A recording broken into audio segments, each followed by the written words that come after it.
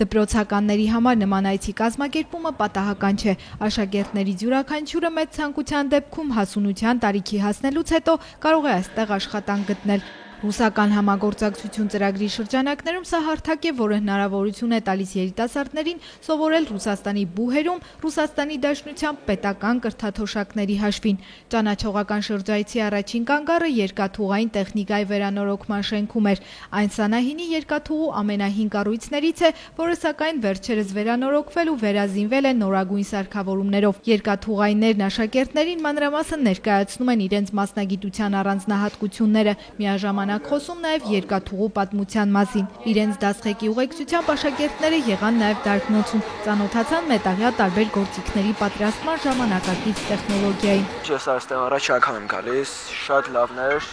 Ալավերդում երկաթուղում կարող են ինչ որ իրեր տեղափոխել Ռուսաստան կամ ինչ որ տեղեր մետալուրգիական հումքեր։ Չգիտեմ, երևի այստեղ կաշխատեմ, երևի։ Հուսով եմ, էլի կգամ այստեղ։ Իմացանք, որ երկաթգիծը կառուցվել է 1899 թվականին։ Ինձ հատկապես հետաքրքրեց դարբնոցը,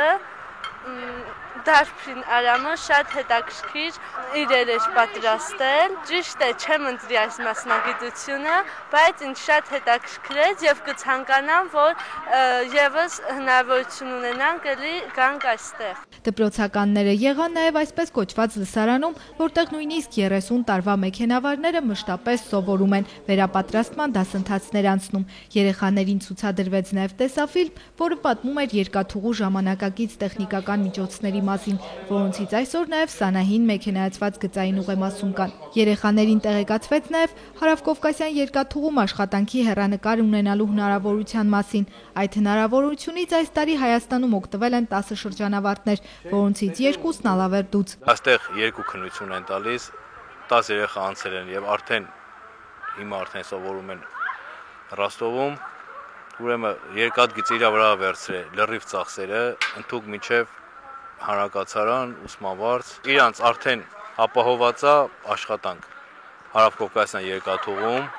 ցանկության դեպքում իրանք կարող են շարունակել աշխատանքը նաև Ռուսաստանի Դաշնությունում, որովհետև մենք գիտենք, որ Հարավկովկասյան երկաթուղի ֆիլիալն է Ռուսաստանի Դաշնության երկաթուղը։ Սանահինի մեքենայացված գծային ուղեմասի տնօրենի տեղակալ Արամ Այզլալայանը եւս սովորել է Ռոստովի երկաթուղու պետական համալսարանում։ Թեև միջև ուսում ստանալն արդեն իսկ աշխատում էր երկաթուղում, սակայն կրթությունը հնարավորություն է տվել մասնագիտական առաջխաղացում ունենալ։ Ընդհանուր դպրոցներում մենք հայտարարություն տվեցինք, որ նորից երկաթուղու ֆինանսավորման տակ մեկնեն Ռոստով ավարտեն, այնտեղ ասենք նույն ինքը պոլիտեխնիկն է, հենց երկաթուղային մասնագիտացում ունի, խիստ մասնագիտացում։ Սանահինի մեքենայացված գծային ուղեմասում նշում են, որ նման ճանաչողական շրջայցերը ալավերդցի դպրոցականների համար լինելու են շարունակական։ Մերի Կոլոլյան, Արմեն Հովսեփյան, լուրեր։